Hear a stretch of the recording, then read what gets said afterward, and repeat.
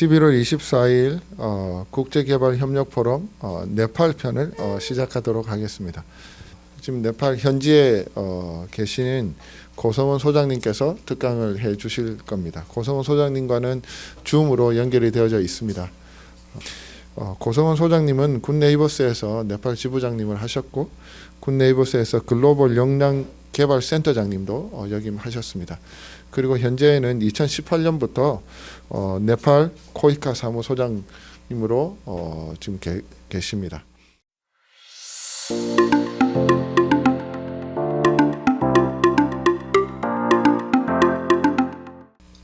네, 저는 아까 소개해 주셨듯이 2018년도에 개방형으로 코이카 소장으로 들어왔고요.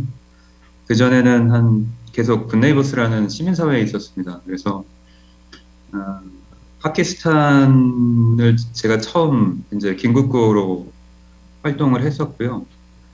그 다음에 2006년, 7년은 아프가니스탄에 있었습니다. 다 아시겠지만 7년도에 이제 피납 사건이 좀 발생하면서 이제 한국으로 철수를 하게 됐고 2008년부터 14년까지 네팔에 있었습니다. 네팔에서 좀 다양한 지역개발 사업들을 좀 진행을 했고 그리고 이제 태국에서 아시아 리저널 디렉터 하면서 역량 강화 그다음에 로컬리제이션 전략으로 좀 4년 정도 일을 하고 2018년에 이제 개방형 소장으로 들어왔습니다. 그래서 제 강의가 아마 다른 코이카 소장님들하고는 좀 표현이 다르지 않을까 싶은데 한동대 분들하고는 잘 맞지 않을까 싶습니다. 그러면 제가 준비한 것은 일단 잠깐 이제 네팔의 코로나 상황 좀 짧게 보고요. 그 다음에 코로나 상황 안에서의 네팔의 경제, 이것도 굉장히 제가 좀 짧게 준비했습니다.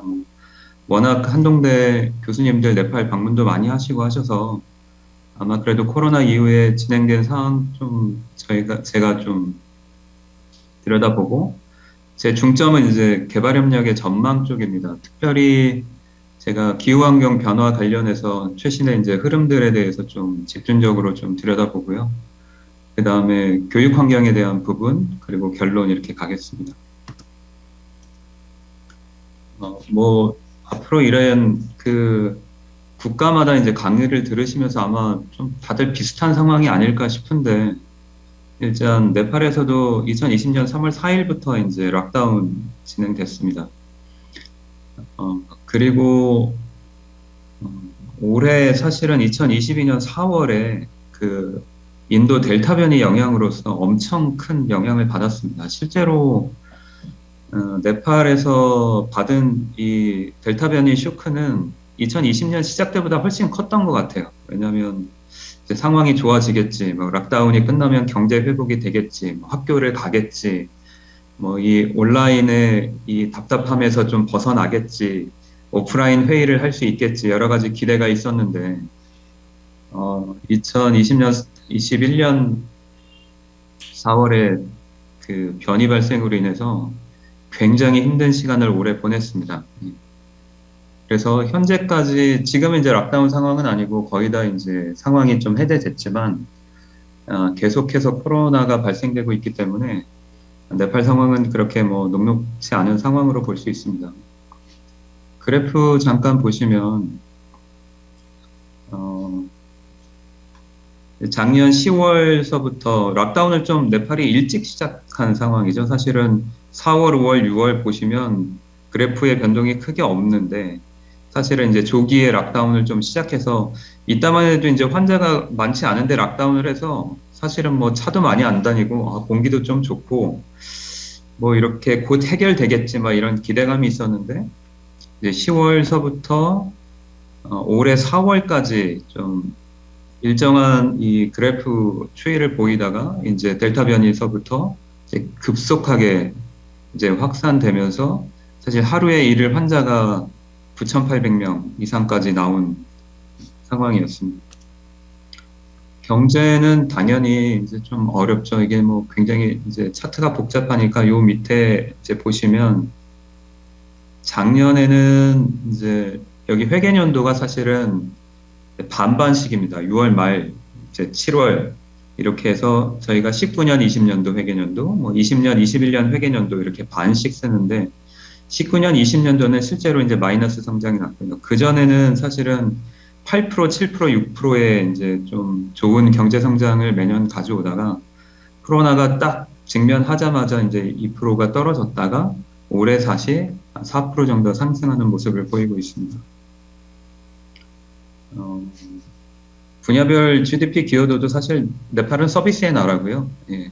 산업이 이제 19.6%밖에 안 되는데 이 중에 제조업은 4%밖에 안 됩니다. 그래서 앞으로 뭐 이 경제 흐름 전략도 이제 서비스 체계 쪽으로 특별히 이제 관광 서비스가 굉장히 높았는데 코로나의 직격적인 타격을 맞았다.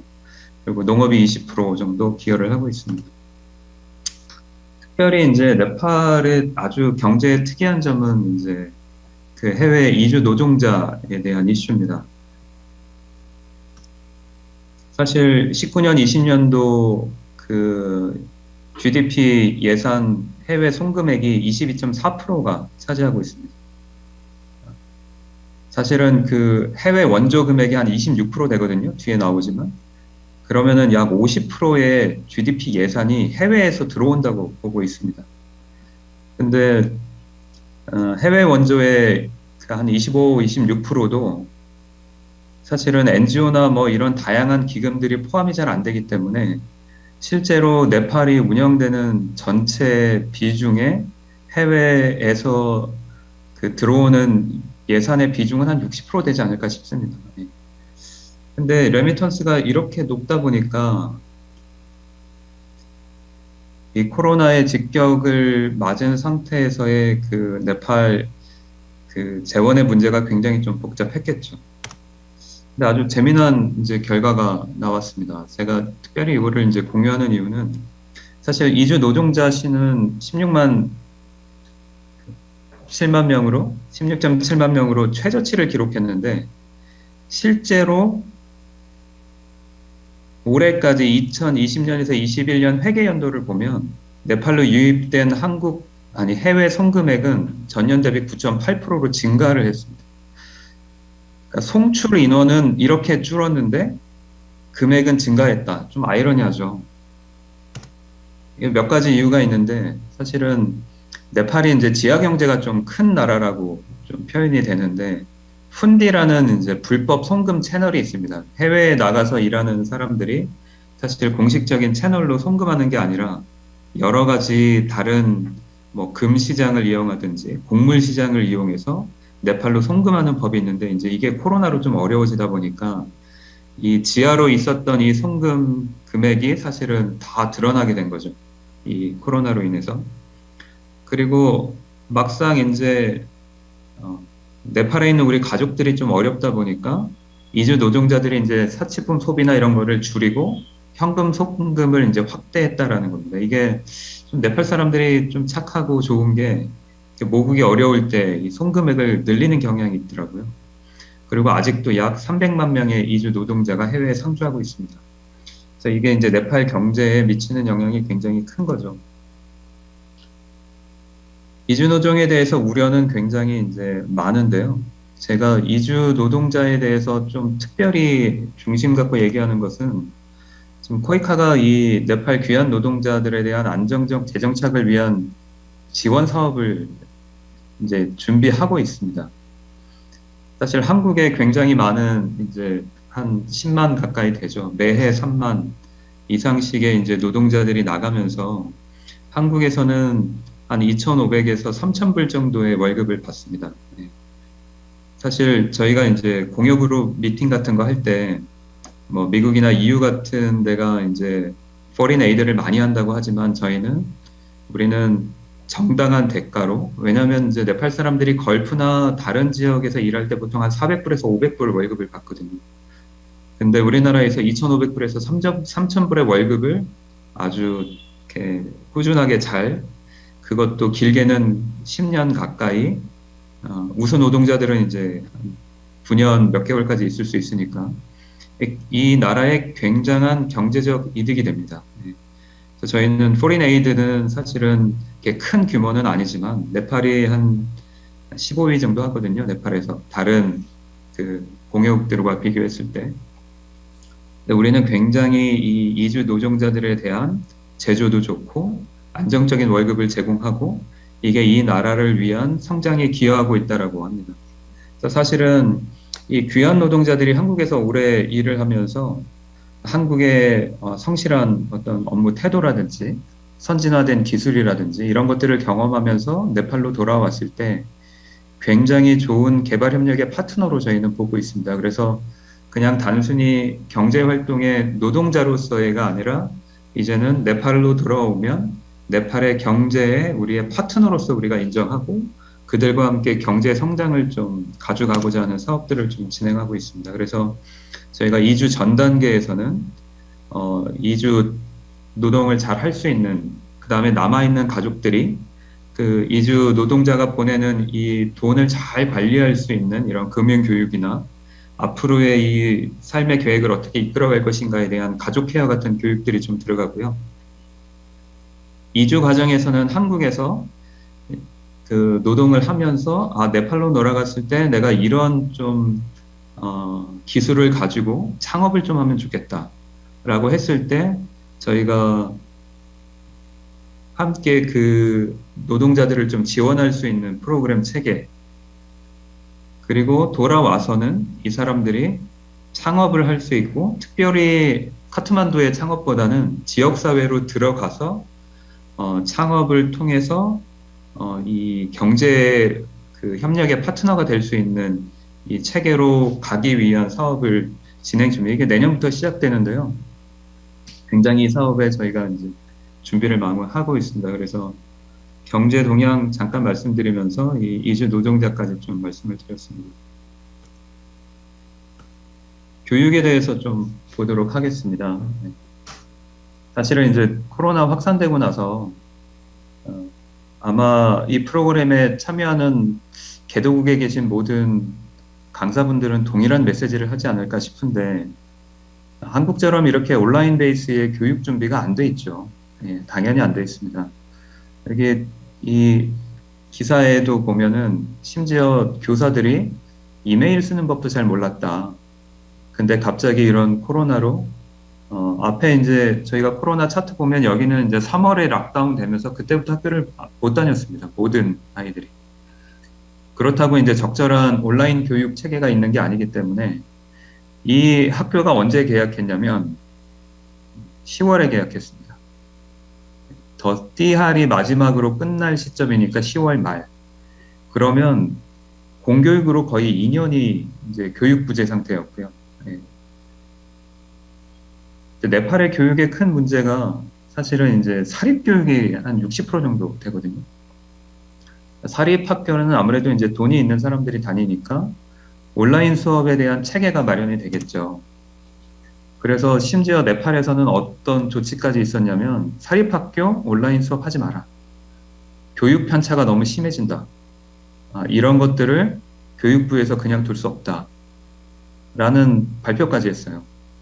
그래서 한동안이지만 사립학교도 온라인 교육을 스톱한 적이 있습니다. 이 교육 격차를 더 이상 확장시키지 않는 방안이었죠. 하지만 그냥 사립학교는 잠깐 이제 이런 분위기만 좀 맞춰주다가 다시 온라인 수업으로 전환이 됐고요.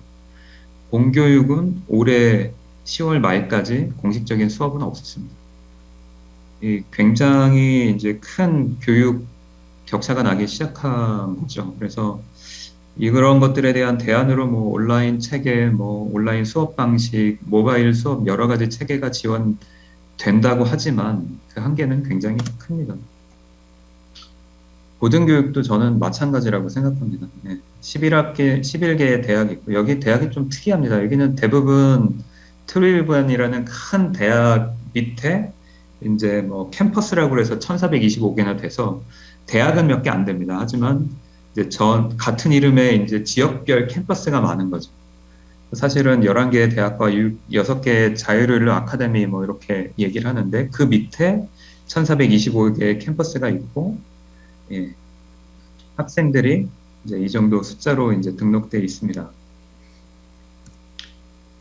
근데 문제는 저는 동일하다고 생각해요. 예, 왜냐하면 이제 트리브반이라는 공립대학이 이제 그 마이크로소프트 프로그램으로 이제 이렇게 온라인을 할 테니까 쫓아와 들어라 뭐 이런 안내도 많이 하지만 일단 도시 지역이나 소수의 대학과 학교가 온라인 수업을 시작했지만 온라인 수업이 실제 결석률이 많고 결석률이 많다는 거는 디바이스가 없다는 얘기겠죠. 예, 그 수업을 적극적으로 참여할 수 있는 한계가 좀 많았고 또 학생들이 이제 굉장히 불규칙성이 높아서 사실은 교육적 효과가 굉장히 떨어진다는 얘기죠. 예.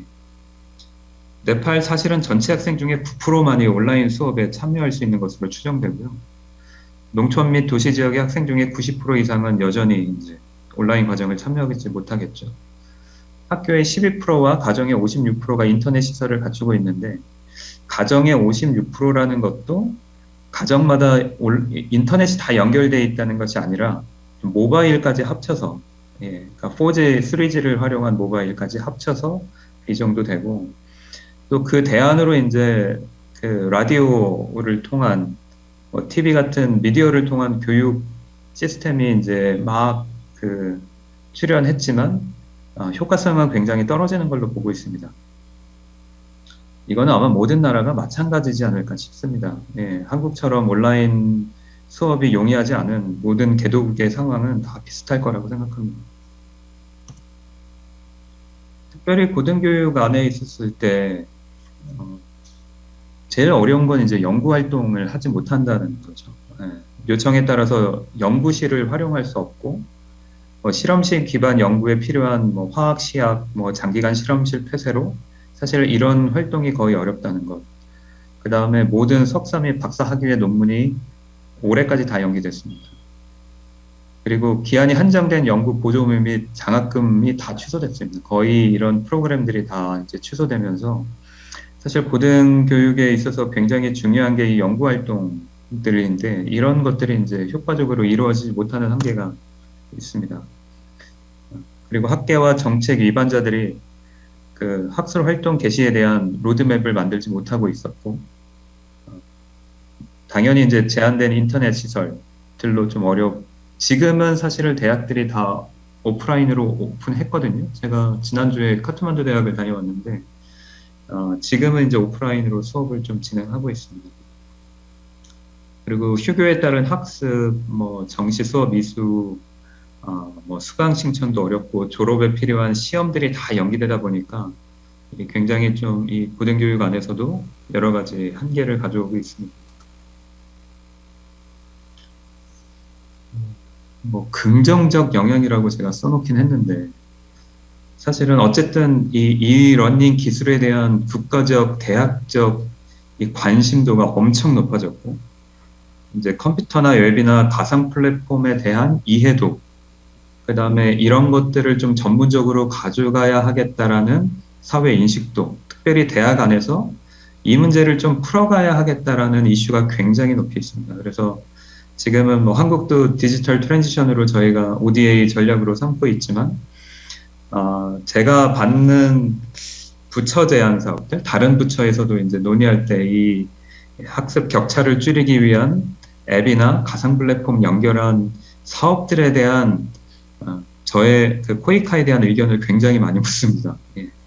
근데 당연히 네팔 안에서도 이러한 인식이 굉장히 확장돼 있기 때문에 이 영역에 대한 그 대학뿐만 아니라 사회적인 어떤 성장 속도가 굉장히 빠를 것이라고 생각되고요. 특별히 ICT에 대한 교수법, 뭐 학습법, 여러 가지 인프라 확장이 아마 이 코로나로 인한 이 한계에 대한 뭐 좀 대안으로 제시되면서 이제 긍정적 영향이라고 제가 보고 있습니다. 사실 전에는 저희가 그 직업훈련의 ICT 센터를 오픈 그 세레머니도 오래 했는데 사실 그 사업을 진행한 거는 한 준비서부터는 한 7년 전부터거든요. 근데 사실은 별 관심이 없었어요. 예, 그 ICT 센터를 왜 하냐. 그 기자재는 우리가 활용하기가 어렵다. 우리는 전문가가 없다. 이게 교육부 의견이었거든요. 근데 지금은 그 ICT 센터를 직훈청 안에 두었을 때 사회적 관심도가 엄청 높고 신문 노출 빈도가 엄청 높더라고요. 그런 걸로 봐서 아마 사회 전반적으로 이 영역에 대한 관심도가 굉장히 높을 것입니다. 그리고 이제 트리브만 대학 안에도 이제 온라인 수업 체계가 있죠. 예. 그 온라인으로만 전문적으로 수업하는 체계도 더 확장돼가고 성장하기 시작하고, 특별히 이제 그 라디오나 방송국에서는 전에는 이제 방송 채널이 별로 없었거든요, 여기가. 뭐 채널 자체가 그렇게 많지 않았지만, 근데 저희의 이제 EBS처럼 라디오와 이 방송국이 이 방송 컨텐츠를 통해서 교육 격차를 해소하려는 노력들이 굉장히 많아지고 있습니다. 개발협력 전망 좀 말씀드리겠습니다.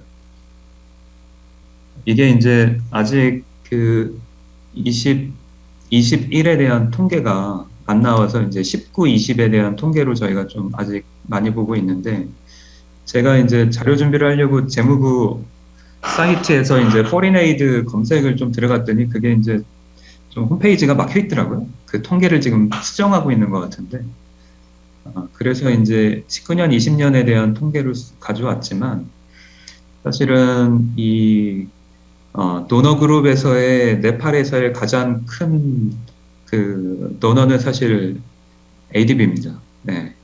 그리고 월드뱅크, IMF. 근데 이 세 기관은 사실은 이제 그랜트만 하는 게 아니라 론을 하기 때문에 이제 금액이 굉장히 크겠죠. 네.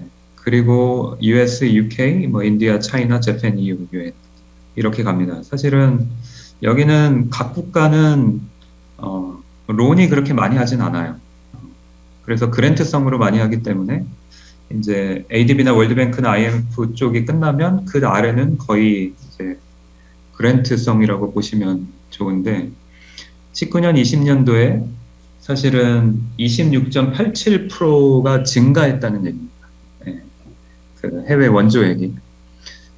이 증가는 당연히 이제 코로나 영향이 크겠죠. 그래서 이 신문 상단 밑에 보면은 이 코로나 대응으로 인해 이 대응을 쓰기 위해서 약 이 foreign aid의 25.6% 정도를 사실은 이 코로나 대응에 썼다라는 이 신문 기사입니다. 이게 올해 한 6월 정도 난 신문 기사인데, 올해 6월이죠. 작년까지 분석을 통해서. 예. 그래서 올해도 아마 20년, 21년도 비슷하지 않을까 싶습니다. 추정치는. 그래서 가장 이제 뭐 큰 도너들의 좀 목소리를 들어보면, 이제 월드뱅크 같은 경우는 이제 코로나로 타격을 입은 네팔의 회복과 지속 가능성을 위해서 이제 1.5억 불의 차관을 제공하기로 하고, 합의하고 다양한 인력 창출, 뭐 녹색 회복, 뭐 이런 것들을 좀 지원하면서, 특별히 이제 네팔의 학교 중퇴율을 낮추기 위한 교육 분야 개발에 5천만 불 정도를 더 이제 지원을 하겠다. 그 다음에 보건 분야에 5천만 불을 해서 1억 불 상당의 지원을 하겠다라는 보도가 있었고요.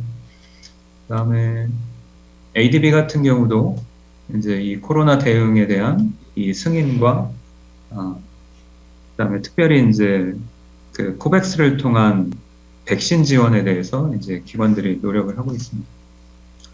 이게 좀 흥미로운데요. 미국 원조 프로그램 MCC인데 아직 이건 진행은 되고 있지 않습니다. 이게 굉장히 이제 정치적 이슈가 큰데, 미국 그러니까 이제 그 네팔은 위에는 중국이 있고 아래에 인도가 있잖아요. 이 두 국가의 눈치를 굉장히 많이 보기 때문에 사실은 이게 이제 무상 지원 프로그램의 수준으로 보면 5억 불짜리거든요. 가장 큰 규모인데, 이게 서로 하겠다라고 서명은 해놓고 아직 실행에 대한 그 확정을 네팔에서 못 짓고 있습니다. 이게 이제 고속도로 확장에 대한 개보수와 뭐 송전선 구축과 다양한 이 사업 컨텐츠가 들어가 있는데, 이게 2017년부터 논의가 되고 있고, 미국은 준비가 다 돼 있는데, 네팔이 이제 인도랑 중국 눈치를 보느라고 이 사업을 잘 승인을 못하고, 요즘도 뉴스에 이제 이 MCC가 굉장히 큰 화두로 진행이 되고 있습니다. 제가 좀 더 이제 집중적으로 말씀드리고 싶은 거는, 네팔에 이제 IDPG라는 International Development Partner Group, 그러니까 IDPG라는 도너 그룹 미팅이 있는데 이게 굉장히 활발해요. 한 달에 정식 미팅이 2번이 있고, 클러스터 미팅이 1번 있고, 워킹 그룹 미팅은 굉장히 빈번하게 일어나고 있습니다. 그래서 작년 20년 12월에 저희가 이제 네팔 정부랑 공여그룹 하고 이제 그린 리커버리에 대한 이제 공동 선언을 한 4개월 정도 준비했거든요.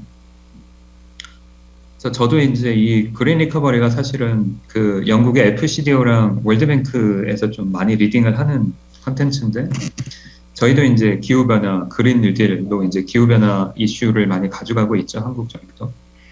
근데 사실은 뭐 유럽은 훨씬 빨리 진행됐죠. 그래서 4개월 동안 준비했는데 네팔 정부가 승인을 안 하는 겁니다. 이렇게 공동선언을 하는, 결국 뭘 요구하냐면, 그린 리커버리 좋은데, 기후환경 좋은데 우리는 경제 성장과 고용에 대한 이 요소가 다 들어가지 않으면 우리는 공동선언을 할 수 없다. 그래서 2달을 추가로 더 작업을 했습니다. 거기는 이제 우리가 다양한 이제 이 IDPG 공여국들이 하는 사업 안에 기후변화도 대응하면서 경제 성장과 이 고용을 함께 이제 컴포넌트를 이렇게 밀착시키는 작업들을 한 거죠. 1년이 지나서 이제 컵26를 준비하기 위해서 이제 고위급 라운드 테이블을 진행을 했습니다. 9월에. 근데 여기도 이제 그리드라고 하죠. 예, Green Resilience Inclusive.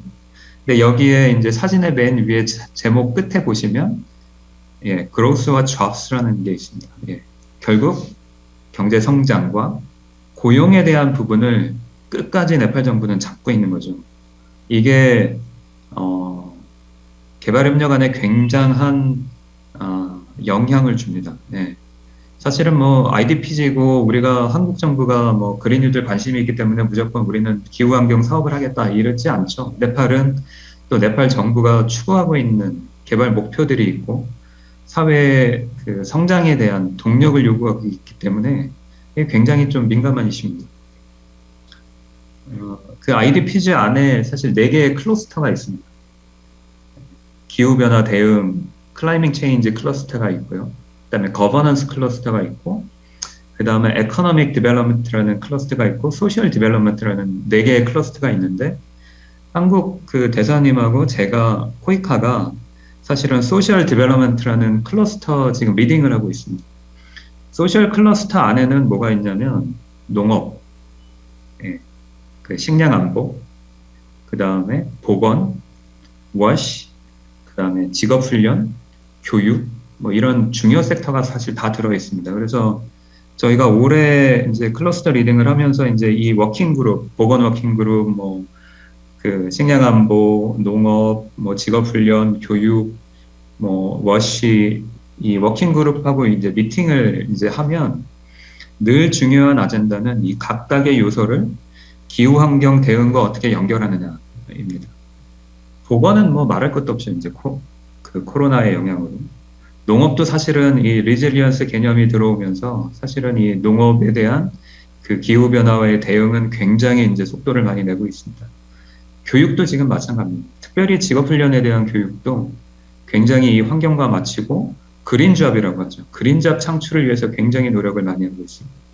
뭐 와시도 뭐 그 물 문제이기 때문에 환경과 아주 직접적이죠. 뭐 이러한 다양한 이 워킹 그룹하고 저희가 논의를 하면서 이런 게 굉장히 이제 뭐 제가 이제 네팔 소장이고 네팔에 지금 베이스를 말씀드리기 때문에 다른 국가는 이게 어느 정도까지 진행 속도가 나는지 모르겠지만 하여튼 네팔은 굉장히 빠릅니다. 그래서 이 COP26에서 영국 정부는 사실은 뭐 이 그리드 통해서 굉장히 이제 친환경적 접근 방식, 개발 접근 방식을 좀 이끌어 가겠다. 뭐 주최국이고 지금 네팔에서는 이제 그 FCDO 영향이 꽤 크기 때문에 ADB도 뭐 당연히 75%의 기후 변화 및 탄소 저감 지원을 지원하겠다. 그 다음에 지금 네팔의 IDPG 공여국 그룹 회의의 좌장이 EU 대사거든요. 그러다 보니까 이제 EU의 그 메인 파트너들과 함께 20억 불의 규모의 기후 변화 사업을 투자하겠다. 뭐 이렇게 막 이제 선언이 나오기 시작하죠. IMF, 그 다음에 특별히 이제 UNDP가 기후 대응을 네팔에서는 굉장히 이제 적극적으로 하는데, UNDP는 UN답게 여성과 소외계층이 기후 변화로 가장 타격을 많이 받는다. 사회 통합 굉장히 중요하다 하면서 이런 개발 형태의 방식이 진행되어야 된다. 이게 다 COP26를 좀 준비하면서 이 공여그룹과 이 고위급 라운드 테이블에서 다 이제 성명을 발표하고 진행하는 겁니다. 제가 이제 그 시민사회를 좀 경험하고 이제 코이카에 와서 이런 정책적인 부분을 참여하다 보니까 이렇게 선언문 채택되면 정말 이렇게 가더라고요.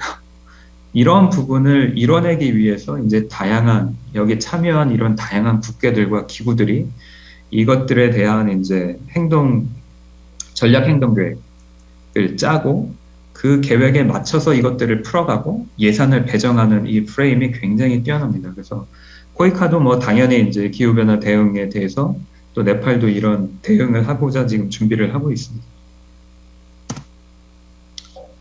GCF 얘기 잠깐 하겠습니다. 기후변화 하면은 이제 한국에 있는 국제기구 GCF 얘기를 안 할 수 없는데, 네팔은 GCF 사업이 이제 3개가 있습니다. 하나는 네팔 정부가 직접적으로 해서, 사실은 이게 굉장히 이제 아궁이 개선 사업, 굉장히 이제 많이 듣는 얘기고, 한동대는 이 적정 기술이나 다양한 뭐 잼이나 이런 프로그램 통해서 이제 해외 학생들 나가서 이 적정 기술을 활용한 그 창업 지원을 굉장히 열심히 하셔서 이제 잘 알 텐데, 뭐 예산 규모도 엄청 크게 해서 이제 이 아궁이 개선 사업, 그 프렌들리 쿠킹 사업 진행하고 있고요. 둘 다 이제 나머지는 리질리언스 사업입니다. 리질리언스 사업은 네팔에 이제 홍수 피해가 워낙 많으니까 홍수 피해에 대한 리질리언스 사업을 합니다. 그래서 IUCN이라는 굉장히 유명한 단체죠. 환경 관련해서. 네. 이 32 밀리언이라는 예산을 가지고 사실은 간다키 주는 사실은 이제 포카라입니다. 한동대가 그 포카라 대학 안에 적정기술센터, 그 이노베이션 센터 만든 그 지역이죠. 그 지역에 이제 강을 중심으로 해서 그게 이제 간다키 리버라고 하거든요. 포카라 주변에 이제 흐르는 강들을 그거를 이제 에코시스템을 가진 리질리언스 사업을 하고, 47 밀리언으로 사실은 이제 추리아 리즌이라고 하는데, 추리아 리즌은 네팔이 이제 제일 높은 지역이 이제 히말, 그 다음에 힐, 그 다음에 보통 떠라이 이렇게 3개를 구분하는데, 이 힐과 떠라이의 경계선에 있는 걸 추리아라고 합니다. 이 추리아 지역에 있어서의 그 리질리언스 사업을 그 UNFAO랑 같이 진행을 합니다. 사실은 기후변화의 사업 진행에 지금 가장 좀 네팔에서 적극적으로 진행되는 거는 이제 이 리질리언스 사업이죠.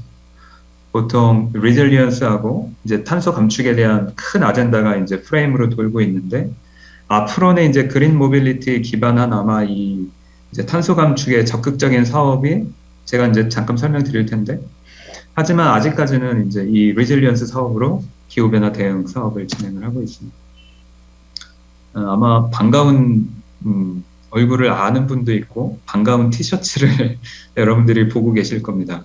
한동대에서 3년 넘게 공부한 데이비드라는 친구입니다. 포카라 지역에서 플라스틱 폐기물 사업하고 있습니다. 네팔의 4개 사업 중에 이제 가장 큰 마운틴 플라스틱이라는 이제 이 사업을 만들고 있고, 제가 12월 1일, 2일 이제 포카라 출장 가서 이제 전부터 이제 데이빗은 알고는 있었지만, 이제 한동대 출신이라고 얼마나 저에게 잘해주는지 모릅니다. 제가 한동대에 정말 감사의 말을 드립니다. 그 친구가 대표로 있는 이 플라스틱 처리 업체입니다. 폐기물 활용. 그래서 리질리언스라는 어떤 기후 대응과 이 폐기물 관리, 굉장히 중요한 이제 기후변화의 측인데, 이미 한동대에서 공부를 하고 포카라 대학의 적정기술센터에서 이제 일을 했던 이 친구가 히말라야 플라스틱, 원래 히말라야 라이프라는 재단 안에 들어가서 이 플라스틱 재활용 회사를 이끌고 있습니다. 그래서 이런 마지막에 펠렛을 만들어서 사실 앞으로 이 펠렛이 이제 다양한 분야에 활용될 수 있도록 하는 최대 규모의 회사입니다.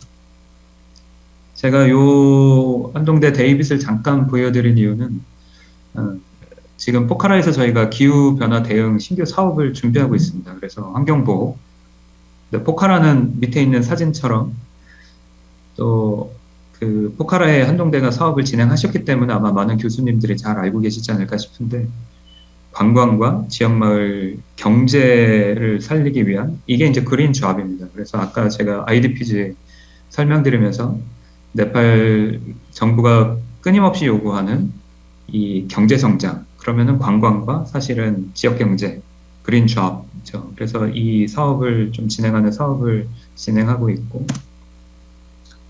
그래서 이제 타겟은 사실은 폐기물 자원 순환 관련입니다. 그래서 포카라 안에 그린플라자라는 자원 순환 경제 플랫폼을 저희가 지금 준비를 하고 있습니다. 여기에 가장 우선시되는 건 사회적 기업 지원입니다. 아까 히말라야 플라스틱 같이 데이빗 같은 이런 훌륭한 그 청년들이 이렇게 한국에서 공부하고 해외에서 공부하고 아니면 자기네가 이제 시도하는 이런 사업들에 대해서 아마 한동대 교수님 너무 잘 이해하고 계실 텐데 개발협력을 하는 교수님 그 이제 시장 접근성 인큐베이팅, 엑셀레이팅 하는 과정으로 준비하고 있습니다. 그리고 100개 지역 마을을 선택해서 100개의 마을이 사실은 이 분리배출, 인식, 행동 변화를 유도하고 그 중에 한 10% 정도를 친환경 마을 기업으로 육성하는 이 사업들을 연관해서 준비하고 있습니다. 그래서 이 인큐베이팅 되고 엑셀레이팅 되고 아니면 이미 이제 활동하고 있는 사회적 기업이 이 마을에 영향을 주는 거죠. 마을 기업으로. 그리고 당연히 이제 교육 프로그램 컨텐츠가 들어가 있고 관광과 연관돼 있기 때문에 이제 포카라 관광의 랜드마크적인 어떤 플라자를 저희가 준비하고 있습니다. 파트너들인데요. 경제 파트너에 되면 이제 교수님이 너무 잘 아는 이름이 있을 겁니다. NITC 한동대에서 지원해서 만든 네칼 이노베이션 테크놀로지 앤 엔터프레너십 센터입니다. 그래서 저희가 다음 주에 아마 저희가 이 사업을 이제 DP랑 좀 같이 준비하고 있는데 DP 직원이 가서 우리 NITC 미팅하면서 아마 이 사업에 대한 파트너로 저희가 좀 참여하도록 계속 좀 논의하고 있고요. 포카라 대학도 당연히 이제 논의하고 있고 도코라는 굉장히 이제 수익을 내고 있는 폐기물 처리 이거는 그 프라이빗 컴퍼니입니다. 그리고 그 밑에는 이제 포카라 오신 분들 많이 알 텐데 위멘 스킬 디벨롭먼트라고 이 가방 만드는데 텍스타일을 이용해서 여성들에게 직업 훈련을 시켜서 이제 뭐 조합 영역이든 NGO 영역이든 사회적 기업 영역이든 굉장히 성공한 이제 파트너죠. 그리고 이제 관광으로 가면 이제 이 사진이 이제 산악박물관입니다. 또 교수님 잘 아시겠지만 이 NITC가 여기서 이제 음성 지원 가이드 서비스하는 앱이랑에서 그 개발해 주셨지 않습니까? 저희가 이 산악박물관 부지가 굉장히 커서 이 부지 안에 입점하려고 합니다. 이 센터가. 그리고 당연히 이제 네팔은 이 호텔 연합, 호텔 어소시에이션이 가장 파워풀하거든요.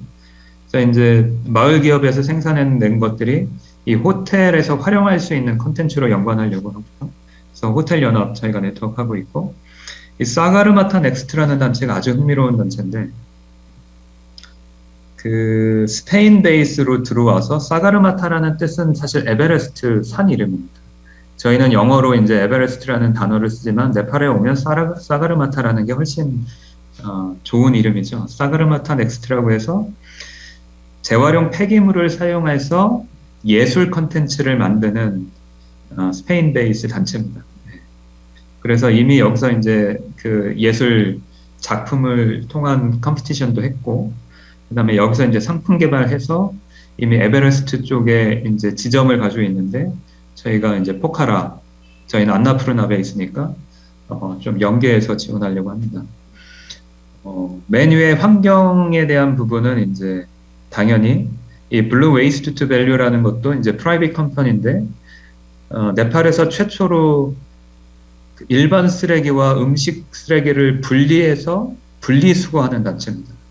한국은 너무 이게 자연스럽지만 우리 학생들도 뭐 그 아주 자연스럽게 우리는 습관화되어 있지만 우리나라도 이거 15년, 20년 걸렸습니다. 그래서 네팔에서 근데 아직 포카라는 이 그 음식물 쓰레기를 올가닉 쓰레기라고 하잖아요. 분리 배출해서 수거하는 단체가 없어서 이제 정책적으로 이제 이 블루 웨이스트 투 밸류에 대한 이 쓰레기 그 올가닉 분리 수거하는 이런 것들을 좀 시도하고, 아까 그 데이빗이라는 이제 훌륭한 친구가 하는 마운틴 플라스틱에 대한 이런 사업 개념들, 그리고 거버넌스는 당연히 이제 그린 펄리시죠. 이 포카라 정부가 이런 정책과 이걸 가지고 가야 하기 때문에 이제 중앙정부, 지방정부 해서 이 파트너십, 사실은 뭐 이 사업을 설명하는 슬라이드가 제가 이제 어제 그 저희 코이카 본부에 발표하면서 뭐 한 40몇 장짜리를 발표했겠지만 딱 이제 압축하자면 이렇습니다. 그래서 그래도 한동대가 포카라의 이런 그 이노베이션 그 엔터프리너십 센터를 하면서 저희가 좋은 파트너십을 좀 가져갈 수 있는 계기가 돼서 굉장히 감사하다는 말씀을 좀 다시 드리고 싶습니다. 그래서 포카라라는 도시가 이제 좀 굉장히 뭐 좋게만 생각하지만 밑에 보시면 안나푸르나 보이지 않습니까? 네, 저기 매립지입니다. 관리되지 않습니다. 사실 저 아름다운 도시에 저렇게 쓰레기가 관리되지 않고 지금 매립되는 쓰레기 양 중에 재활용되는 쓰레기는 4.3%밖에 안 됩니다. 네. 그러다 보니까 한국처럼 이 쓰레기 중에서 자원화할 수 있는 부분을 굉장히 이제 그 자원 순화하는 전략적으로 좀 가고 있습니다. 그래서 포카라가 단순한 그 안나푸르나의 어떤 관광보다는 좀 그린의 ODA를 좀 가져갈 수 있는, 왜냐하면 이미 한국 국토부가 포카라 중심으로 그린 모빌리티, 소위 전기버스 사업으로 지금 마스터 플랜 지금 들어와 있습니다. 들어오려고 합니다. 지금 승인돼서. 그래서 포카라 하면은 이제 이 엄청난 자원 관광이 있는데, 관광 자원이 있는데 여기를 좀 타겟해서 그 사실 국토부의 마스터 플랜 이후에는 이제 또 한국에 있는 국제기구 중에 이제 GGGI라고 있지 않습니까? GGGI와 GCF의 펀드로 사실은 그린 모빌리티를 이끌어내려고 지금 노력하고 있고, 저희도 웨이스트 매니지먼트를 들어가려고 하고 있고, 그린 투어니즘을 연결하려고 하고 있고, 또 앞으로는 이제 제가 마지막에 이제 물음표를 해놓은 것처럼 어느 파트너가 이제 여기 들어와서 함께 그린 오디 관련된 이 가치를 좀 포카라와 같이 이끌어갈까에 대한 그래서 제가 이런 기회가 있으면 많이 이 사업을 좀 알리고 파트너를 좀 확장시키고 연계하려고 좀 노력하고 있습니다. 마지막으로 사업 하나를 더 소개해 드리려고 합니다. 이거는 IRDP라는 사업인데 저희가 카트만두 대학이랑 지금 하고 있고 1단계가 끝나서 2단계로 넘어가고 있는데 한국에서는 이제 전북대가 파트너로 하고 있습니다. 이거는 이제 카트만두 대학이 커뮤니티 베이스 대학이거든요. 한국은 그런 베이스가 별로 없죠. 커뮤니티에서 교육 문제를 해결하고자 만든 교육기관이 성장해서 지금 카트만두 대학까지 온 겁니다. 그래서 이 대학은 이 자기네들이 하는 이 모든 연구에 대한 결과물이 지역사회로 돌아가서 이 루럴 디벨롭먼트를 이끌어야 한다라는 가치를 가지고 있습니다. 그래서 제목도 Integrated, 그래서 IRDP 뭐 저희가 이렇게 얘기하는데 이 사업에 대해서 두 가지 이제 목적이 있습니다. 목적 제가 이제 한국말로 지금 설명을 드렸는데 일단 이 카트만두 대학의 이 연구 영역 R&D에 대한 역량을 갖추고 이런 컨텐츠를 지역사회 개발로 전환시킨다라는 겁니다. 특별히 루럴 커뮤니티를 타겟하는 겁니다. 그래서 코이카와 카트만두가 같이 네팔 테크놀로지 이노베이션 센터를 만듭니다. 아마 그 포카라 대학에 지원한 형태와 좀 어느 정도 유사한 면이 있지 않을까 싶은데, 그래서 이제 세컨 페이지에 대한 계약들을 좀 올해 진행을 했고요. 그래서 7가지 영역을 좀 가지고 있습니다. 카트만두 대학 안에 리서치 앤 비즈니스 디벨롭먼트를 어떻게 하는지, 그래서 이 한 영역마다 그 리드하는 교수가 있고 그 밑에 컨설턴트가 있고 또 매칭으로 이제 전북대 교수님이나 서울대 교수님들이 이 매칭해서 이 영역의 연구 개발을 계속 이제 지원하는 겁니다. 그래서 이 팀이 지금 와 있습니다. 제가 오늘 저는 이제 점심시간 12시 6분인데 2시에 이제 이 팀하고 제가 미팅을 합니다. 그리고 테스팅 앤 엑셀레이션 서비스를 영역을 어떻게 이제 개발해내는지, 스마트 헬스는 이제 어떻게 또 개발해내는지. 스마트 헬스 같은 경우는 이제 카트만두가 둘리켈 병원이라는 이거와 이제 협약을 가지고 있는데, 둘리켈 병원이 23개의 아울리치 또 보건소 같은 걸 또 네팔 전역에 가지고 있기 때문에 이 스마트 헬스에 대한, 왜냐면 산에서 이제 이 헬스 서비스에 대한 연계성을 계속해서 그 원격 의료 같은 개념이죠. 예. 그 다음에 이제 이 대학 카트만두 베이스가 우리나라는 이제 학교 기업들이 많이 있지 않습니까? 근데 네팔은 이제 법적으로 학교가 그 프로핏 이제 비즈니스를 못 하게 돼 있는데 이게 이제 좀 해결이 됩니다. 그래서 스쿨 베이스 엔터프라이즈를 어떻게 가져가는지 이거 굉장히 이제 저도 굉장히 관심이 많고 초점을 좀 두고 있습니다. 그리고 당연히 그 대학의 연구의 생명은 스타트업 인큐베이팅 아니겠습니까? 예, 그래서 그저께 제가 그 팀하고 행사해서 9개 그 연구 과제를 이렇게 인큐베이팅하는 뭐 네팔 안에서 선발한 거죠. 예, 뭐 신문에도 내고 해서. 그래서 이제 그 저희가 시드머니 기증하는 행사도 하고, 그다음에 에듀케이션 트레이닝 서비스는 어떻게 가져갈 것인지, 그다음에 테크놀로지 데이터베이스 그 네트워킹 어떻게 가져가는지, 이런 각 분야에 대한 연구개발 지원을 하고 있습니다. 네, 그래서 아까 그 코로나의 어떤 고등교육의 문제 안에 그 연구가 오랫동안 2년이나 제한되고 뭐 논문에 대한 문제, 뭐 시험에 대한 문제 많이 나와 있는데 이 테크놀로지 데이터베이스와 네트워킹이 그 문제를 좀 적극적으로 좀 들어가야 되지 않겠냐라는 논의가 좀 이번 우리 전문가들 방문에서도 있었고, 예. 그래서 이 7가지의 영역은 다시 3가지의 티메식 에어리어로 이제 성장해 가기 시작합니다. 그래서 사실은 이런 모든 스쿨 베이스든 뭐 스타트업 인큐베이팅이든 다 이 네팔의 사실은 아까 전체 ODA 기여 중에 농업이 20%밖에 안 됐지만 직종자는 지금 한 65%는 넘으니까 Agriculture and Rural Development 쪽으로 어떻게 갈 거냐.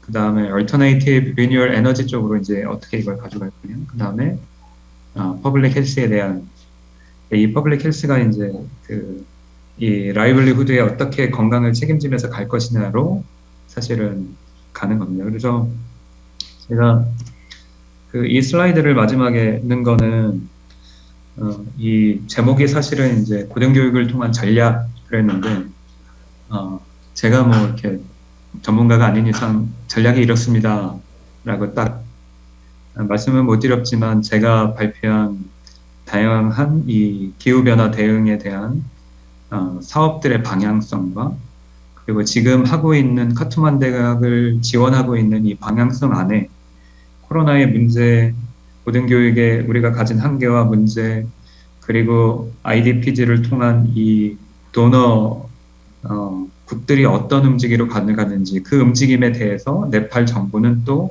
이 고용과 경제 성장을 가지고 어떻게 가려고 하는지 그거를 융합해서 사실 사업 컨텐츠를 만들어내고 그 중심에 사실은 포카라 대학이나 카투만두 대학 같은 대학이 우리의 중심의 파트너로 들어와 있다. 이것들을 좀 제가 전체적으로 좀 설명을 드리고자 슬라이드를 좀 구성했습니다. 그래서 대부분 뭐 제가 만든 자료고요. 이제 유니세프 자료랑 그 다음에 이제 고등교육 좀 꼭 코비드 19의 이제 문제와 영향에 대해서 이 2가지 자료만 제가 참고했고 나머지는 다 제가 만든 자료니까 참고하시면 될 것 같습니다. 감사합니다.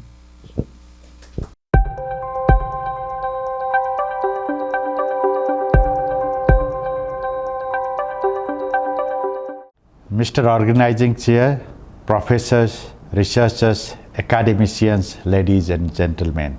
Good morning, Namaste, Anand Hasio to everyone from Tribhuvan University, Nepal.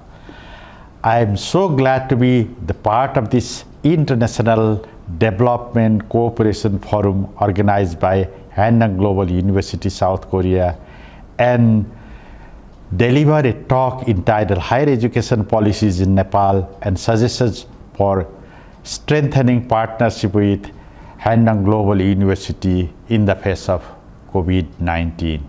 I'd like to thank the organizer for availing me such a great opportunity.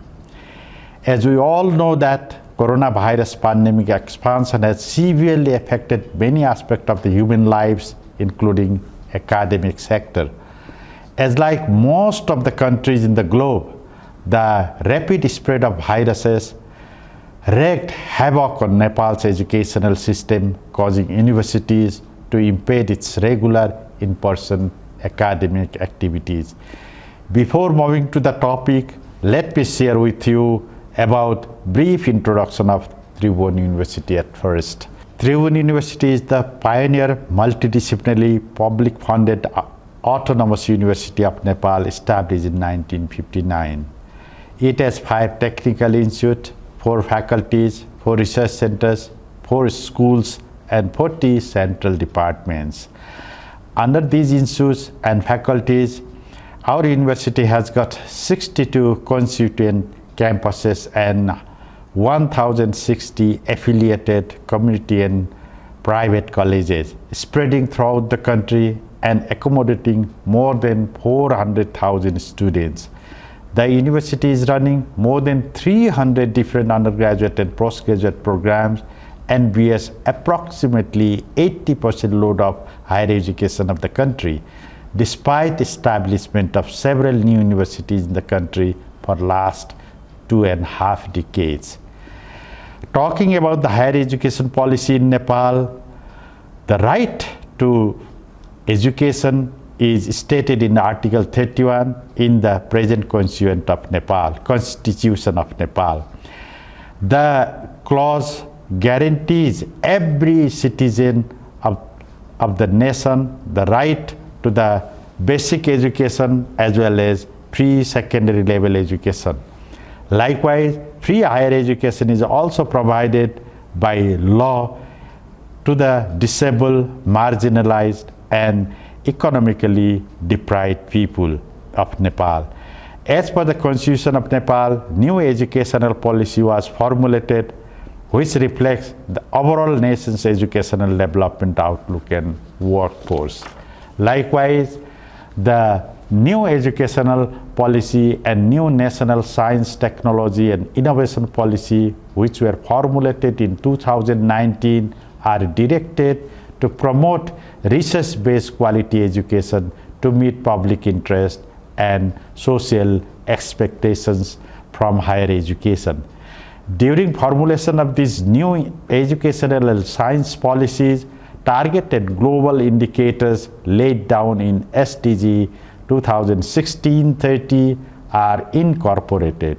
Similarly, educational plan and target incorporated in 15th Five-Year Plan of Nepal and TU Vision 2030 are also incorporated as per target and indicators of SDG to meet the slogan of Government of Nepal, Prosperous Nepal, Happy Nepali. Nepal graduates from UN's least developed country status and plan to become country with middle level income by 2030. So there is a need of a vibrant educational policy, especially the higher education and proper implementation of it. However, it is not without challenges that the higher education at present scenario is not competitively productive or research oriented. There is insufficient investment in education and research. The teaching process is more rigorous and examination oriented. There is a shortage of teacher professionalism and there is a lack of community ownership of education. Therefore, the educational policy stated with the following goal and strategies. Goal: to develop human resources in accordance with the country's demand in order to make education more competitive, technologically savvy, job-oriented, and product-oriented. Strategy to restructure the existing legal and institutional mechanism to make the establishment, operation, regulation, and management of higher education institutions effective, to make higher education relevant in line with national needs and international norms and practices by enhancing the quality of higher education providers.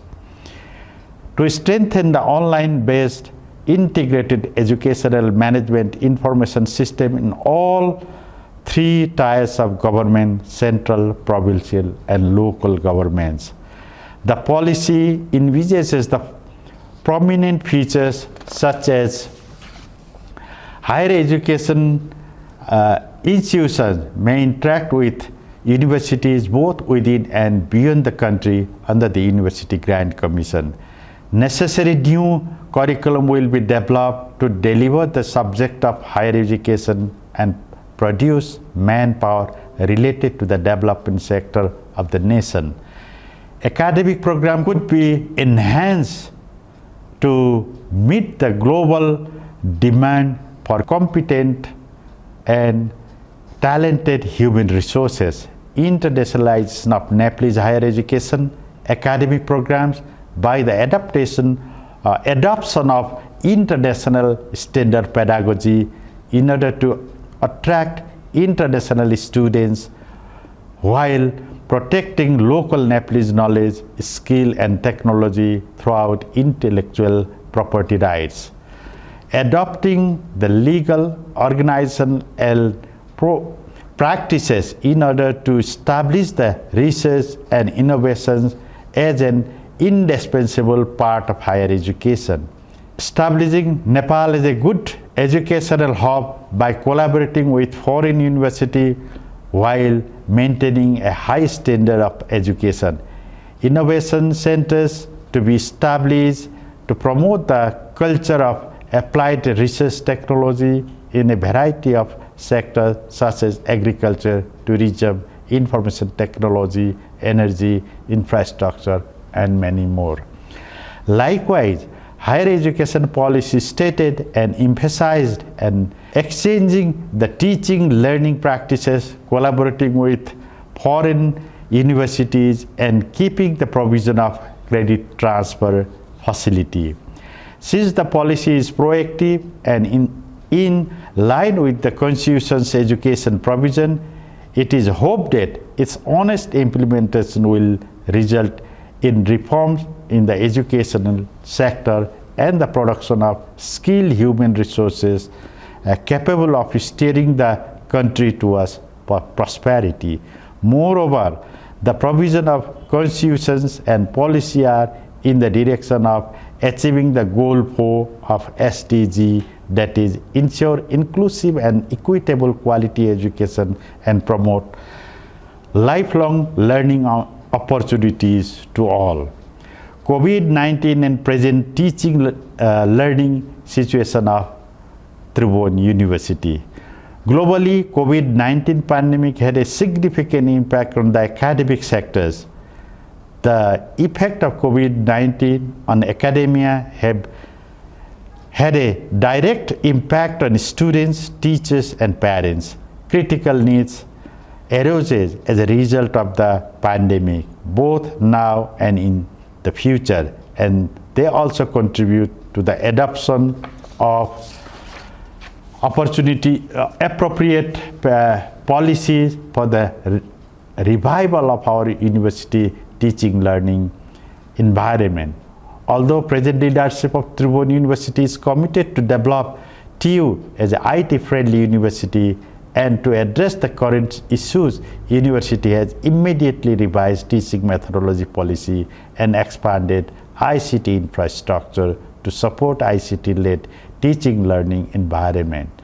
The development of such infrastructure was essential due to the lack of adequate and appropriate infrastructure in the university for the online and blended mode of learning system.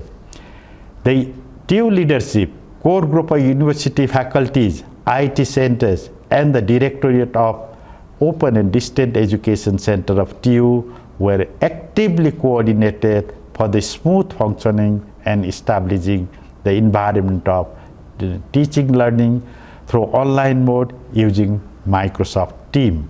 To mitigate the impact of COVID-19 pandemic on teaching learning activities, the university immediately switched to online classes. Following that, the other challenges appeared, like students' evaluation, which was also accomplished gradually and finally able to conduct final examination successfully. For this, a wide range of IT training for teachers and staff was required, which was spearheaded by the university authorities. Infrastructure development in the field of information technology was the major challenge for the university at that time. With the help of World Bank through University Grant Commission, funding was arranged for IT infrastructures development for 125 teaching units of the university. As a result, a wide range of IT support has been established in Office of the Dean, schools, departments, and campuses for effective online teaching learning activities. Currently, the university is delivering teaching and learning in a blended mode, which include both physical and online classes. Furthermore, the experience that we all are sharing during this pandemic will have long-term ramifications, and even when the world is steadily moving to overcome the pandemic, traditional teaching practices will invariably be replaced with hybrid teaching involving a blended online and face-to-face teaching pedagogies. Future plans. Meanwhile, the full extent of pandemic's impact on learning outcomes is unknown. In the long run, sustainable solutions are required to manage the crisis and build a resilient educational system. The university will continue with the ICT training to its teachers and staffs. Fostering collaboration and partnership with international agencies, government agencies, other educational institutes, foreign universities, etc. will be established and continued. The university is committed to develop ICT-friendly environment for a better and more fruitful teaching learning environment. In addition, the university is on the process of hiring ICT skilled human resources in a fast-tracked mode. Furthermore, the university will be committed for developing and providing students, teaching staff, and non-teaching staff with opportunities for lifelong learning. Similarly, the university is dedicated to promote research-based education, research-based activities, and research collaboration. Present collaboration of School of Management, Tribhuvan University, and Handong Global University, South Korea. The School of Management at Tribhuvan University began collaborating with Handong Global University in South Korea from October 4, 2013. The two universities began collaborating to provide scholars with social entrepreneurship knowledge, skill, and competency. Following the success of a small beginning with a social entrepreneurship project camp, School of Management Tribhuvan University began on MBA in Global Leadership Management in the year 2014 with project camp, support from Handong Global University, and a provision in the final semester project camp. The scholars visit to Handong Global University, South Korea for the final project camp. 6 batches of MBA Global Leadership Management students have graduated to date, and Handong Global University has also provided seed funding for a few of their social enterprises. Many MBA Global Leadership Management alumni have launched social entrepreneurship ventures. Seminars, conferences, and research activities on social innovation and entrepreneurship are jointly organized by the two universities. Furthermore, support such as Hanyang Global University guest session for MBA, Global Leadership Management, and faculty members, collaboration in MBA, Global Leadership Management Faculty Development, and MBA, Global Leadership Management Faculty members support for project camp, visits to Hanyang Global University in South Korea are ongoing. Area for collaboration. The collaboration of School of Management Tribhuvan University and Hanyang Global University can be further strengthened with the establishment of joint degree in the modality of 2 semesters in School of Management Tribhuvan University and the final 2 semesters in Hanyang Global University. This will also open the path for credit transfer between Tribhuvan University and Hanyang Global University. The Global Leadership Management Center can grow further by incorporating an incubation lab. The Library Support Center can be strengthened further by providing access to books, e-books, and journals. Faculty development, exchange, and collaboration in seminars and conferences should be continued. In addition, besides faculties of management, finally I would like to invite all of you, our collaborative partners, international agencies, scientists, and researchers, to proceed for collaborative research with our faculties of Tribhuvan University for the innovation, as our country is a virgin land for all type of researches. I believe that this forum would be a good start for further collaboration and initiation. Thank you.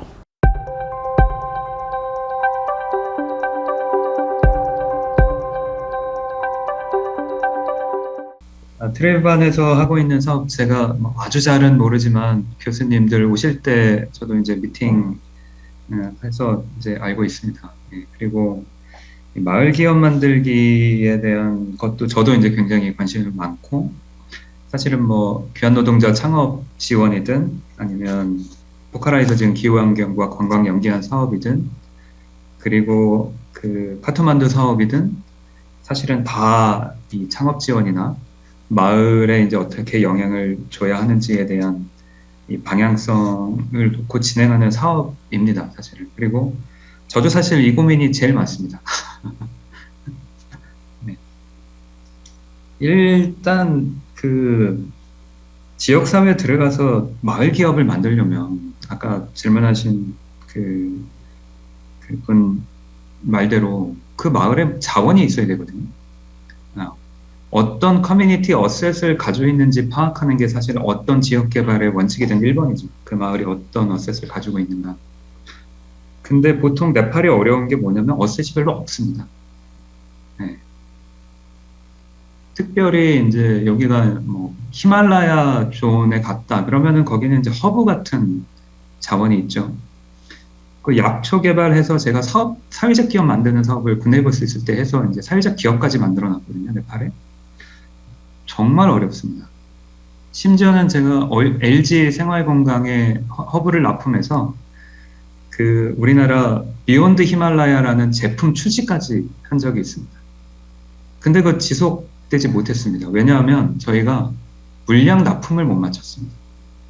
워낙 산이고 물량에 대한 이 양부터 질부터 컨트롤이 돼야 되는데 사실 그거 하기 정말 어렵거든요. 그래서 납품 기일을 맞추다 나중에 저희가 기일을 못 맞춰서 사실 그 상품이 이제 단종됐습니다.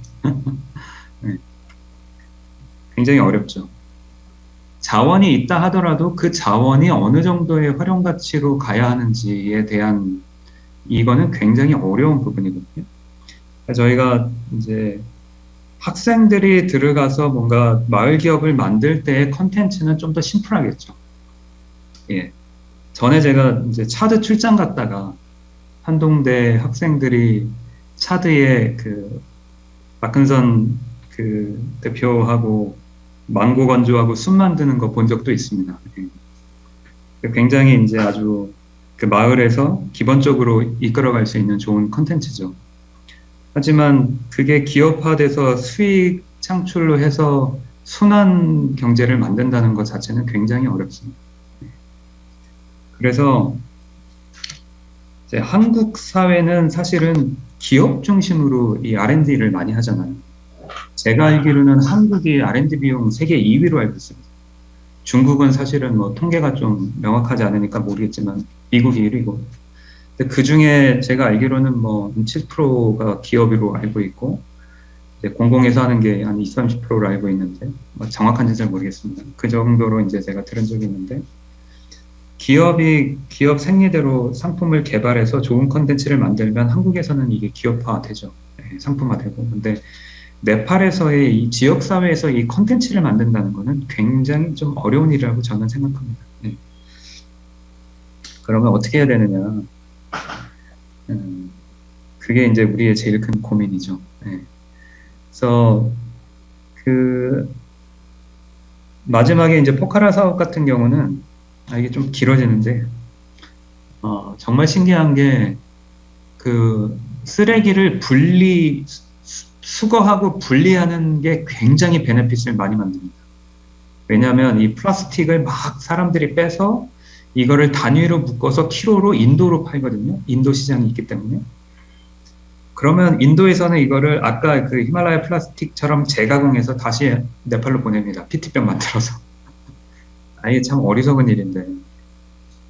그러니까 아까 그 히말라야 플라스틱은 굉장한 노력을 하고 있는 거죠. 근데 이 자원의 분류 기업들이 돈을 버는 이유는 한 가지입니다. 왜일까요? 인건비가 싼 거죠. 한국은 불가능합니다. 일단 아까 그 매립지에서 플라스틱을 분류하는 거는 회사 가는 게 아니라 가난한 지역 주민들이 와서 그거를 자기네들이 발렌티어리 분리를 해서 이 분리 회사에 파는 겁니다. 그러니까 돈이 안 들죠. 이 사람은 그걸 사기만 하면 되니까. 그리고 이것들을 1차 정리만 해서 인도로 팔기 때문에 굉장한 가치를 여기서 만들어내는 거죠. 굉장히 손쉬운 사업이기 때문에 포카라 시만 해도 이런 업체가 70개가 넘습니다. 70개가. 제가 이거를 조사하고 나서 엄청 놀랐거든요.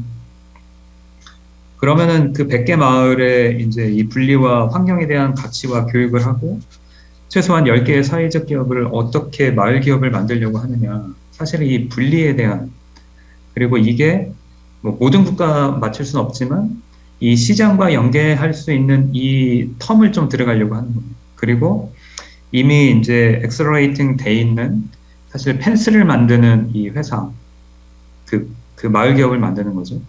근데 이 펜슬이 종이 펜슬입니다. 재활용 종이로 만드는 펜슬. 예. 그리고 재활용 종이를 만들어서 사실 이 호텔 어소시에이션에 계약해서 이 마을 기업이 만 것을 판매하려고 하는 거죠. 저는 어셋이 한계가 있다면 사실은 중간에 마케팅으로 지역사회에 들어가지 않으면 네팔은 좀 어렵다고 생각합니다. 예. 그래서 어셋이 없는데 어셋이 없는 걸 어떡하라고, 적은데 어떡하고 컨트롤이 안 되는 걸 어떡하겠습니까? 그러면 이 비즈니스 구조 생태계 안에서 이 지역 사회가 그래도 성장할 수 있는 컨텐츠를 만들어 나가야 되는 거죠, 같이. 이게 굉장히 어려울 거라고 생각을 합니다. 예. 지금 뭐 전북대에서 하고 있는 것도 뭐 이렇게 저희가 카트만두 대학이랑 하고 있는 것도 여러 가지 이제 아이템들이 나오지만 그런 아이템들이 지역 어셋이 높기 때문에 나오는 아이템은 별로 없습니다. 네. 지역 어셋이 없을 때는 사실은 외부에서 이런 어셋화 할 수 있는 걸 갖고 들어가야 되는데 이거를 찾고 선발하고 이게 마케팅화해서 들어가는 요 단계가 굉장히 어려운 거죠. 그러니까 아까 저희가 이제 카트만두 지원할 때도 사실은 다 비슷한 얘기 같지 않습니까? 뭐 조사하고 뭐 하는 거와 역량 강화하는 거와 인큐베이팅 하는 거와 뭐 그렇게 다를까 싶은데 영역별로 이게 특별히 이렇게 지원하는 것은 이 어셋을 어떻게 마련해서 들어갈 수 있을까에 대한 부분의 고민이라고 저는 생각합니다. 제가 너무 길게 대답해서 이 정도로 하겠습니다.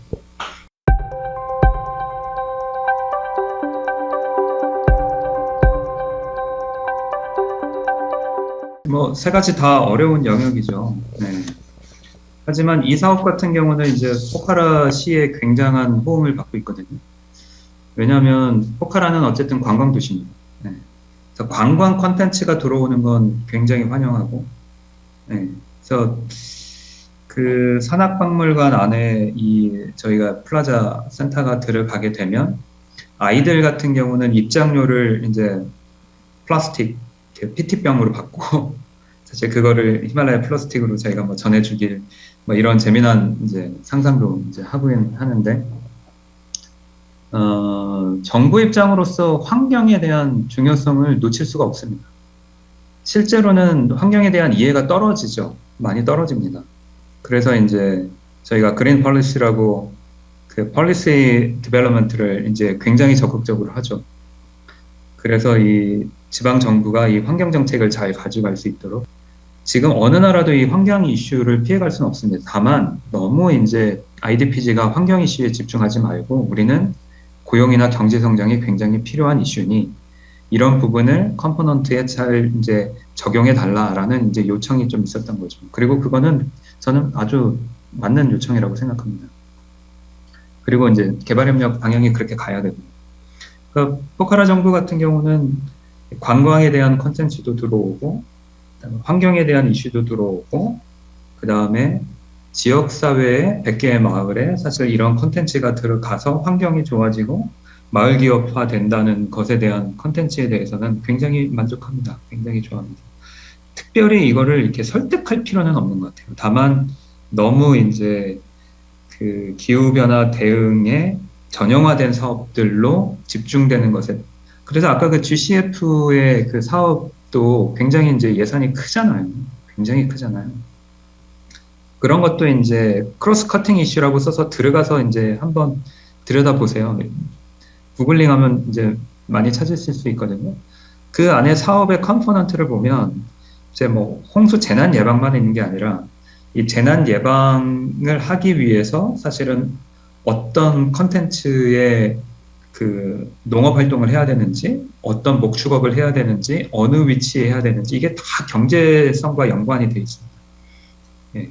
그렇기 때문에 이 사업을 구성하는 것에 있어서 그것들을 잘 효율적으로 맞추는 게 저희 같은 워커들의 굉장히 중요한 포인트죠. 예. 그래서 그런 부분을 지방 정부와 뭐 저희 같은 도너들과 이제 임플리멘테이션 파트너들이 잘 조율하는 게 훨씬 중요한 역할이라고 저는 생각합니다. 그러면 정부 입장에서는 뭐 당연히 이거를 뭐 노할 이유가 없죠.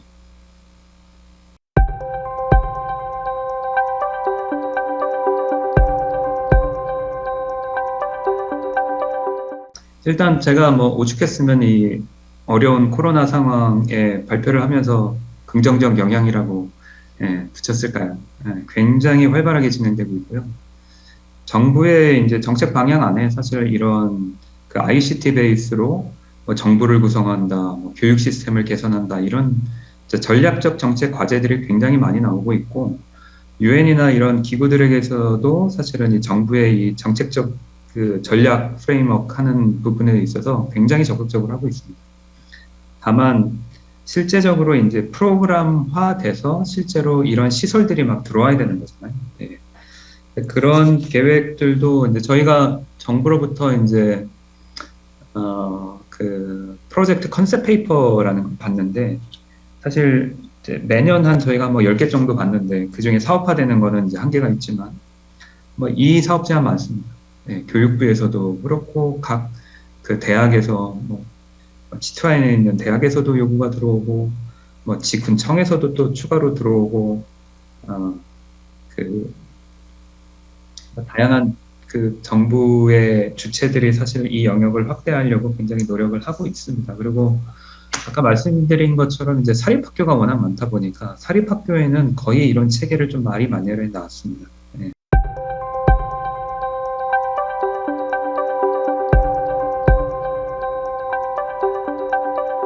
그 제가 참고했던 유니세프 자료 보니까 사실 이 교육 편차 해결을 위한 노력들이 좀 나오더라고요. 그래서 굉장히 떨어져 있는데 통계상으로 이제 뭐 그 락다운 이후에 학교가 오픈하지 않고 교사와 뭐 몇 회 연결을 해봤냐, 연결은 뭐 온라인으로 해봤냐, 뭐 핸드폰으로 해봤냐, 선생님이 방문했냐, 뭐 이런 통계까지 막 잡혀 있더라고요.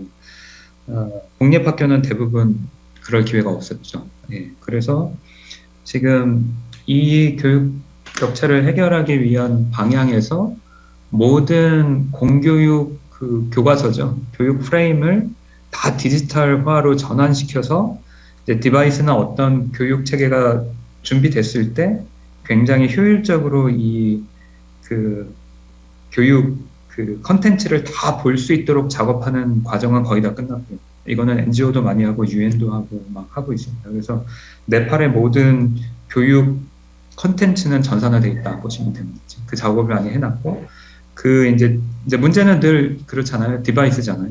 예. 한국은 사실은 제가 처음 산 게 아이패드 2였는데 지금 아이패드 2 가지고 수업하라고 그러면 아무도 못할 겁니다. 속도나 여러 가지. 그러니까 이게 계속해서 최신화되고 막 바꿔야 되고 뭐 노트북이나 이런 체계가 계속 바뀌어야 되고 해야 되는데 사실 이거를 계속 쫓아가기는 좀 한계가 있겠죠. 그래서 이 교육 편차를 줄이기 위해서는 이제 오프라인이 됐을 때 방과 후 수업 같은 거를 굉장히 합니다. 그래서 이 중간에 부족했던 이 교육 체계를 어떻게, 왜냐하면 이게 공교육은 사실은 수업이 없어도 학년이 올라가잖아요. 그러니까 이 아이들이 거의 2년간의 수업 체계가 이제 좀 미싱되어 있는 거죠.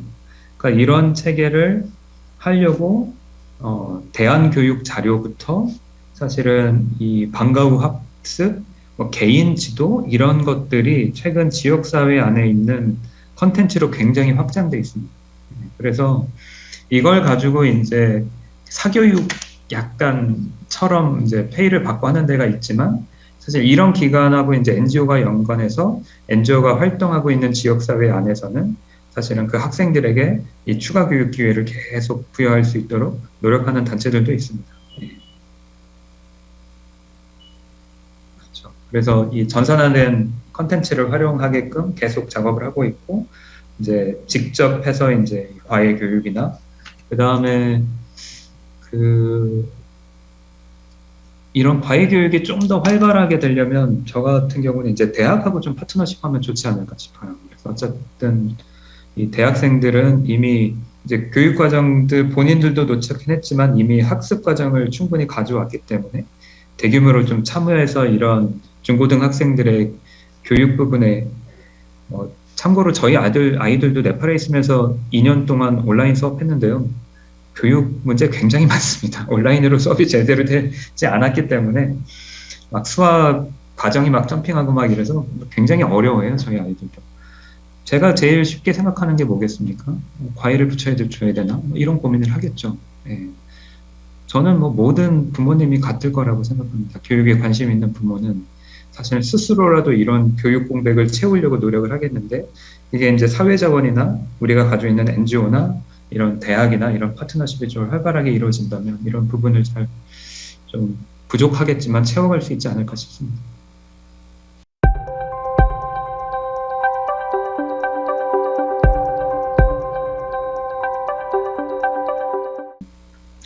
네팔 분들의 장점은 이 지역 사회에 대한 애정이 굉장히 높다는 것. 자기 출신 마을. 그 다음에 아무래도 이제 아까 제가 잠깐 보여드린 대로 그 GDP의 원조 금액이 워낙 높다 보니까 이게 굉장한 리소스거든요. 그러니까 이것들을 좀 활용하려고 하는 노력들이 있다 보니까 코이카든 한동대든 이런 개발협력 컨텐츠를 가지고 들어갔을 때 굉장히 적극적으로 이제 막 협력을 하죠. 그리고 실제로 그 사람을 좀 사랑하고 지역사회를 사랑하는 그 순수한 마음이 저는 굉장히 긍정적이라고 생각합니다. 근데 다른 한편은 점점 이게 이제 이게 사업화되고 사회에 많은 변화가 오면서 사실은 이걸 좀 이용하는 것도 굉장히 많습니다. 네. 그러니까 대학 간 협력 사업 같은 경우도 교수님들이 좀 더 자기의 이득을 좀 내려놓고 프로젝트에 협력적으로 파트너십 하면 좋겠는데 잘 그러지 않죠. 그런 어려움들이 좀 많이 있고, 실제로 이제 필드 워커들이나 청년들도 우리는 이제 사업을 진행하는 입장이니까 좀 더 우리 쪽으로 개입하고 열심히 하면 좋겠고, 자기의 이득보다는 공동체의 이익을 추구했으면 좋겠지만, 그거는 또 제 개인적으로 생각했을 때 좀 무리한 요구인가? 뭐 이런 생각도 들긴 합니다. 왜냐하면 그들의 개인적인 니드도 굉장히 높거든요. 왜냐하면 일단 대학을 졸업해서 직업을 갖는다 그러면 월급이 250불부터 시작하거든요. 네팔이. 근데 여기 아이폰이나 삼성 휴대폰이 가격이 똑같거든요. 그냥 삼성 저가 모델이 아닌 이상은 뭐 아이폰을 쓰고 싶다. 그럼 가격이 똑같아요. 그 월급에 해결이 안 되잖아요. 근데 사회는 굉장히 오픈되어 있고, SNS는 굉장히 발전되어 있고, 사람들의 욕구는 굉장히 치달아 올라오는데, 네팔 안에서도 이 ODA를 활용하거나 이런 개발협력 활동을 하는 그분들도 마찬가지거든요, 사실은. 지역사회도 저는 마찬가지라고 봅니다. 그러니까 이게 양쪽의 충돌을 본인들도 굉장히 많이 느끼고 있는 상황이라고 저는 느껴져요. 그래서 그럼에도 불구하고 저희는 이제 개발협력 컨텐츠를 가져가서 공동의 이익을 목적으로 좋은 어떤 프로젝트 결과를 내야 되기 때문에, 또 한국 이 개발협력으로 오시는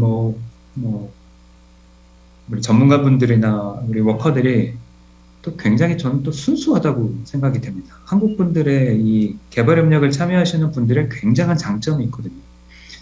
이 다양한 사회 변화를 경험해 왔고, 교수님들은 막 자기가 이제 공부할 때 그 위에 교수님들이 다 미국이나 이런 원조를 통해서 교육받고 막 들어오시고, 그 경험을 가지고 막 그 다양한 외부에서 들어온 프로젝트를 다양하게 경험하셨는데, 지금은 이제 우리가 도움을 주는 입장에서 와 있기 때문에 이분들이 갖는 메커니즘이 굉장히 저는 뛰어나다고 생각합니다. 굉장히 놀랍습니다. 사업적 효과도 저는 굉장히 높다고 생각합니다. 한국에서 이제 이 개발협력으로 기여하는 것들이.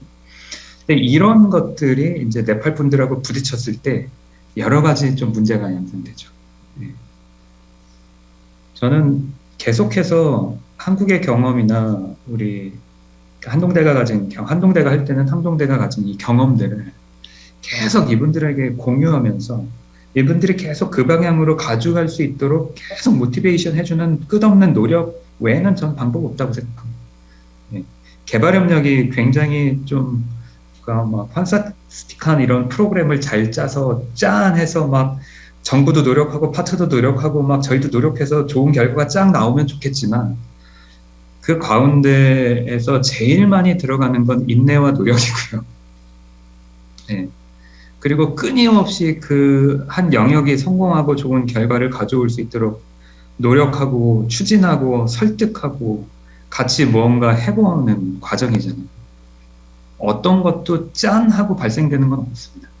심지어 저희가 짠하고 굉장히 좋은 디바이스를 학생들에게 나눠준다 하더라도 거기에 교육적 효과가 온다라고 어떻게 보장하겠습니까? 저희 아이들도 그 굉장한 디바이스를 가지고 오락을 하거든요. 네팔 아이들은 안 할까요? 당연히 하겠죠. 그게 학습적인 효과를 가지고 굉장히 이제 우리가 막 이 밸류 체계에 쓰는 것처럼 굉장한 아웃컴이 나올 거라고 보장 못합니다. 뭐 하나가 딱 좋은 제품이 주어졌다고 해서 해결되지 않잖아요. 그렇기 때문에 우리가 노력하는 그 모습을 계속 터칭하면 네팔 사람들은 한국과 굉장히 좋은 정서와 맞닿아 있기 때문에 그 터칭에 대해서 울립니다. 저는 그런 분들을 많이 봤고요. 그리고 이 커뮤니티 베이스로 형성된 많은 기관들이 있습니다. 이게 굉장히 놀라운 자산이에요, 네팔에. 둘리켈 병원도 그렇고, 카트만두도 그렇고, 그 스파인 인저리 하스피털도 그렇고, 막 이게 이제 사회에서 어떤 정부가 추진한 사업이 아니라 커뮤니티가 자기의 필요를 인식해서 만들었던 재단이 굉장히 성장을 해서 굉장히 좋은 역할을 하는 이런 파트너들이 굉장히 많거든요. 굉장히 좋은 밸류들이 여기 많이 있어서 이 가치를 또 가지고 확산시키면서 그 목적을 계속 우리가 순환시키면서 이 파트너들하고 일하는 그 과정이 저는 개발협력이라고 생각해요. 그러면 네팔은 어느 나라보다 가능성이 훨씬 높다고 생각합니다. 사람들 영어도 잘하고 스마트하고 에너지도 있고 예, 성실하고 한국의 근로자 중에 저희가 귀한 근로자가 개발협력의 파트너가 될 거라고 어떻게 생각을 하겠습니까? 왜냐하면 네팔 사람들이 성실하고 성품이 그래도 온화하고 그리고 이런 것들을 배웠을 때 명석하게 좀 빨리 해석해내고 그리고 잘 살려고 노력하는 에너지 때문에 경제개발의 파트너로 아예 손잡고 일하면 좋겠다라는 생각을 하게 되는 거죠. 예. 저는 그런 분들이 네팔 분들이라고 생각이 됩니다. 예. 한계도 분명히 있지만 이 변화하는 사회 안에서 추구하는 이것들이 분명히 있지만 그것들을 잘 조율해내는 것도 한편 저희의 역할이 아닐까 싶습니다.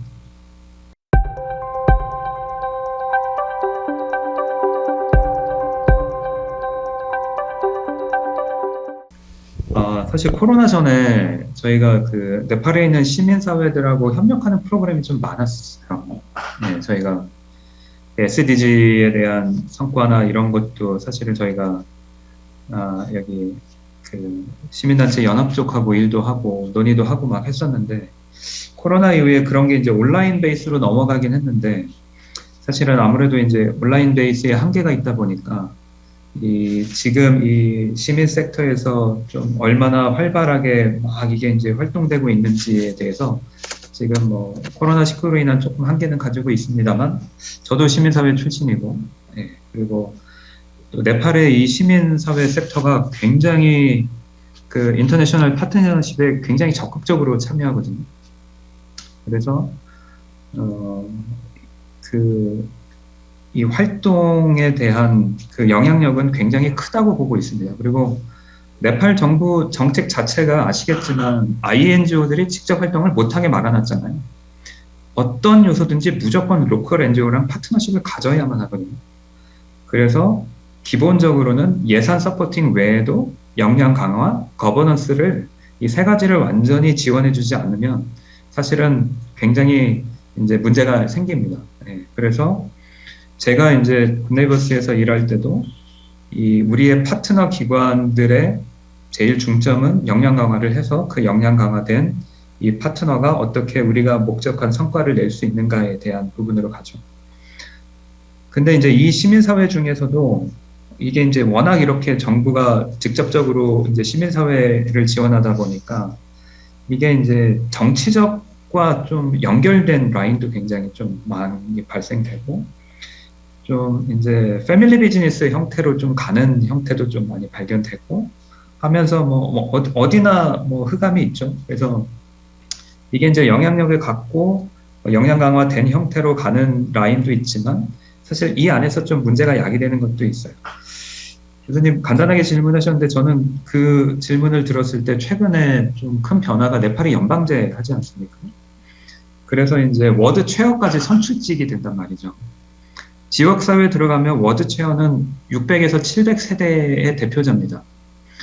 600에서 700세대의 대표자를 선출직으로 뽑는다는 게 너무 정치적인 아젠다를 갖고 들어가는 게 아닌가라는 좀 아쉬움이 있습니다. 왜냐하면 선거를 하려면 이제 네팔이 아쉽지만 이제 부패 지수가 거의 150권 들지 않습니까? 예, 그러다 보니까 이게 굉장히 많이 연동돼 있거든요.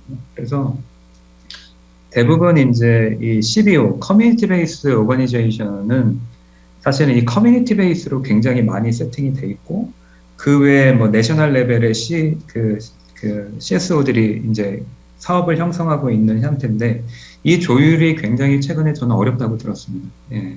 그래서 이게 이제 연방정부 형태로 가다 보니까 사실은 프로빈스도 7개로 나눠져 있고 프로빈스 안에 이제 무니시팔리티라는 체계로 다 나눠져 있고 그 안에 워드 체계로 나눠져 있기 때문에 이게 좀 명확하게 한 목소리로 어떤 아젠다를 전달하는데 좀 어려움이 있지 않을까? 최근에 이 연방제 이후에 그 다음에 내년 선거 있거든요.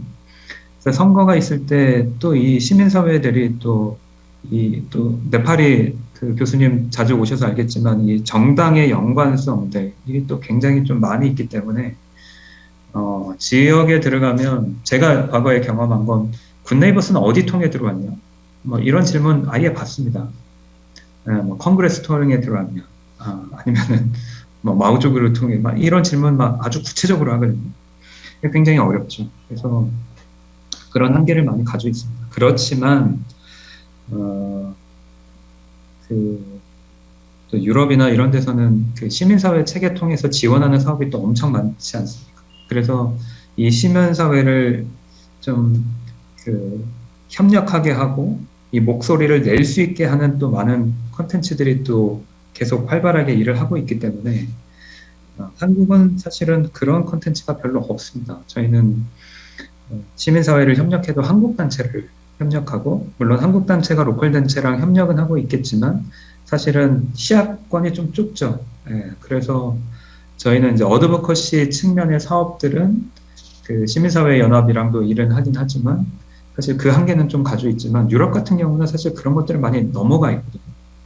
그래서 굉장히 적극적으로 활동을 하기 때문에 코로나 이후에도 이런 그 파워를 가지고 목소리를 내는 것에는 굉장히 좀 효과가 있을 것이다. 그리고 너무 이제 정치 선을 닿아야 이제 더 목소리가 세지지만 좀 중립적인 상태에서 아젠다로 이 목소리를 내는 단체가 좀 많아져야 된다. 저는 그렇게 생각하고 있습니다.